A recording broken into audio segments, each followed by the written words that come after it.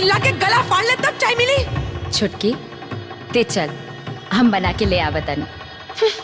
बड़को हाँ?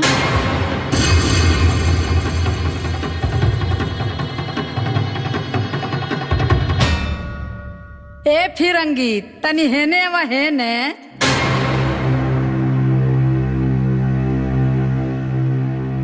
होई कौन डरेसा हो आए मांग में से नुरो के ठेकाने के जा सब संस्कार घोर के पी गइल बाड़ू। का हो तोहर माई ये तो नहीं किसी खोले कि कोनिया के अपना ससुरा में कैसे रहे के चाहिए। आए माँ जी हम समझा देता नहीं। बेटी मालिनी घर के बड़ पतो हैं, यही से इनका के मालिनी ना तोहरा के दीदी कहे के चाहिए। कहे के चाहिए कहो ही के पड़ी। आज से ये पूरा परिवार के खाना पीना नाश्ता सब तहरे बनावे के पड़ी। नाही तो हई बकुली देखो तारुनु, यही बकुली से तहरा सासों के आशीर्वाद देले बनी, समझ लिया। हाँ माँ जी वो बखत हम बहुत बुद्धू रहनी। हाँ बाकी हमार पतो बहुत चालाक बा। ना बेटी देखिए आज हमार पतो सबके चाय बना के पियाए। हाँ जा बेटी चाय बना के ले आवा। जा बेटी चाय बना के ले आवा। सुना हमारा चाय में तनी चीनी कमे डली है। का है हम चीनी के बेमरिया हैं। हाँ, और हमरा मीठ चाय हो। भाई हमरा ना कड़क चाय मरीच वाला चाहिए। केहू के चीनी कम चाहिए, केहू के मीठ चाहिए, केहू के मसाला वाली चाहिए।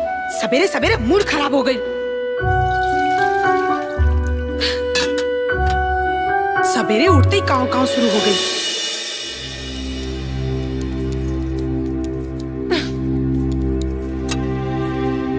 तो हूँ अपन फरमाइश बता दे, तोहरा के का चाहिए? आज ले हम सब के फरमाइश पूरा केले बानी। हमार कौन फरमाइश बारे पगली ते छोड़, हम बना देता नहीं। ढेर हमदर्दी पसारला के कोनो जरूरत नहीं खे, हम बना ले। ते कब बनैले बड़े चाय जे अब बनाई पे। देख छुटकी हम नहीं चाहत कि हमनी दोनों के कोनो ऐसन गलती पे लोग माई पे हंसे। छोड़। अरे बाप रे बाप, ये सब तो बाहर के सामान लगता। ई का है? बाबूजी हुआ चलिए तो ठीक ना लगी ना। फिर वही है बुआ। हाँ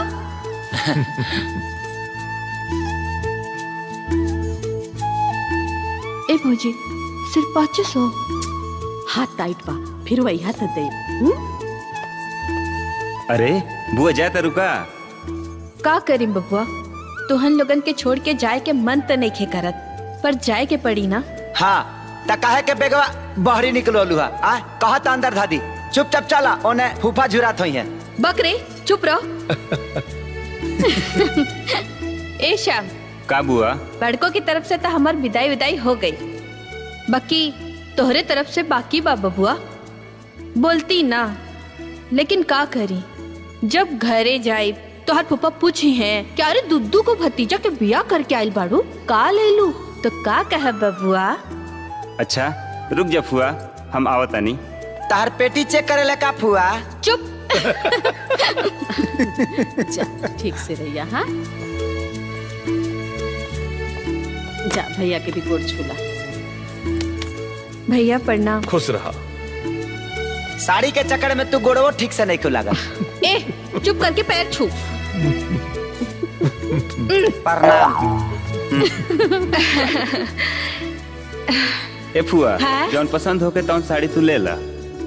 अरे बबुआ अब इतना बोला तारा तो। हाँ हाँ एक गो लिया फुआ एक। हाँ हो।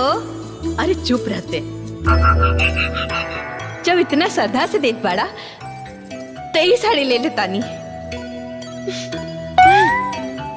बस हाँ ठीक है। प्रणाम कर ले बाबू, प्रणाम कर ले। फिर फुआ कहिया आई, एक साल के बाद नु आई। बुआ हमरो के आशीर्वाद दे दी। हाँ हाँ हाँ हाँ। ए बबुआ हाँ। एगो बात कही कही ना। देखिया ज्यादा दिन ससुराल में ना रहिया, काहे से कि ससुराल में ज्यादा दिन रहला से इज्जत घट जाला, यही से जल्दी चल जइहा, ठीक बा? हाँ हाँ। अच्छा माई जा तरु। हाँ। जा जब मन करी तबे आवत रही है। आ सुन, कहा एकरा टाइम बा, त लइका भइला पाई एंगा कहा है? एके बोल तू काहे नहीं चुप रहे की? हैला रख। अरे चुप आ काहे सुन, रहते? हई हो ले ला, हई पहुना के दे दिह। अरे हमर बूची जा।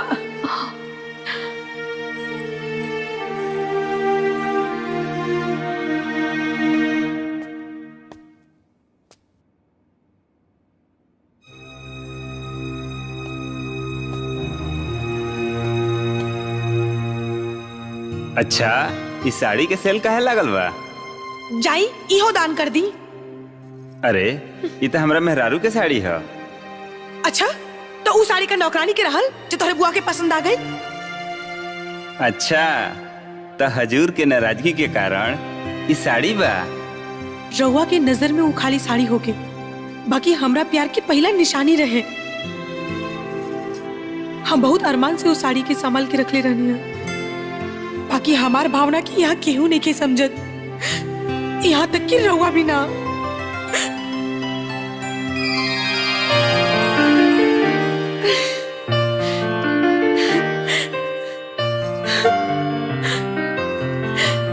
I love you.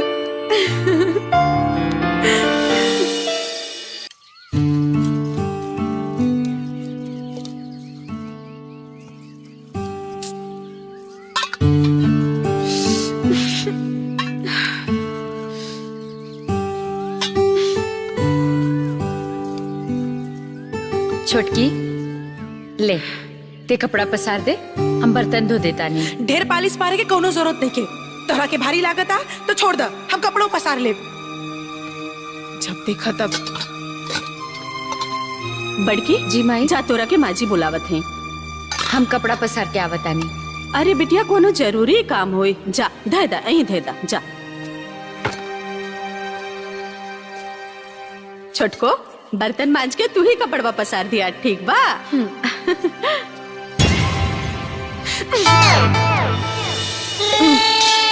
दिमाग खराब हो गया बा। ए सार जी, भूभुन फूटल की बाचल जी। रुक तोरा बहनी के अभी बताओ तानी।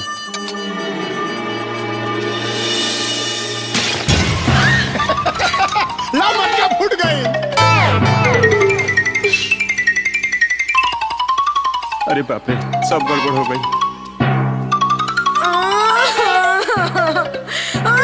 अभी हम करे के पड़ी।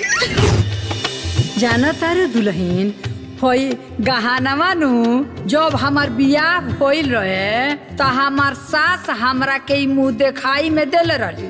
आ जब हमार बड़का नतिया भइल, अरे उतहर मारा दा, तबे से हम सोच लेले रहनी कि हमार बड़की नतिन पतो आई नु तो ओकरा के हम मुंह देखाई में दे। आ देख ल, आज हमार भगवान सब मुराद पूरा कर दहले। ले ला ना ते कंजूस दादी के करे से कुछ लिख लेला ना। अरे जाना, तू ही जानता रो। हाँ, सब संपत्ति हमरे हमरे बागो ना तो मारे बे बकुली से बस। हाँ लो दोनों एकरा के संभार के रखी।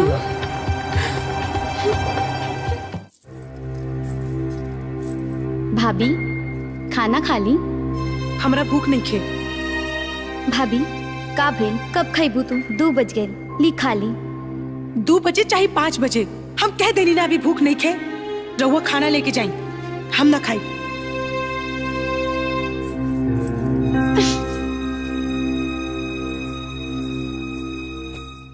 का रे, तोर भाभी ना खली है का?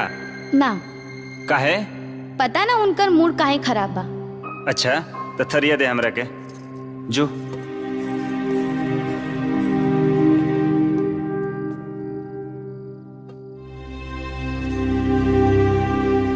काहे बैठल बाड़ू उदास, आवा ना बहिया में हमरे पास। केहू तरकीब त बतावे मनावे के, जिंदगी गिरवी रख देम हम, तू कीमत त बतावा मुस्कुरावे के।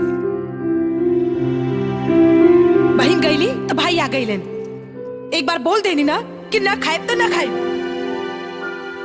तो ठीक बा, पत्नी ना खई है तो पतियो ना खई है।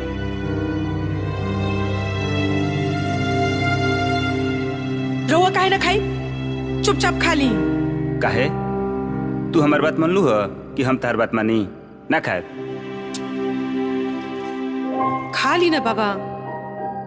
ना खाए, खाए तो संग ही खाए ना तो ना खाए। अच्छा ठीक बा।